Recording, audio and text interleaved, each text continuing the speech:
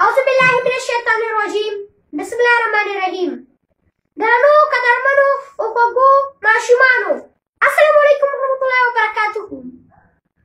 خوږو ماشومانو کله به مو ځان سره سوچ کړی چې مسلمانان یو بل سره ولې نفرت پیدا کوو؟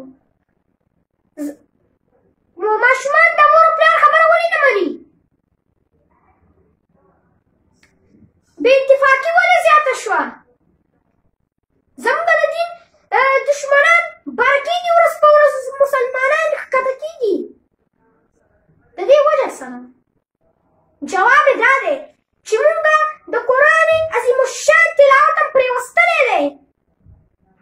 په دې باندې عمل هم پرې وستلی دی. د دې بلو ته تبلیغ کول د دې قرآن عظیم الشان پرې وستلی دی.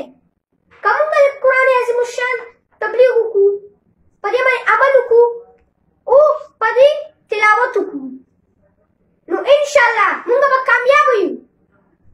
نو تاسو زما دا ویډیو لایک کړئ، شیر کړئ او کمنټ کړئ او زما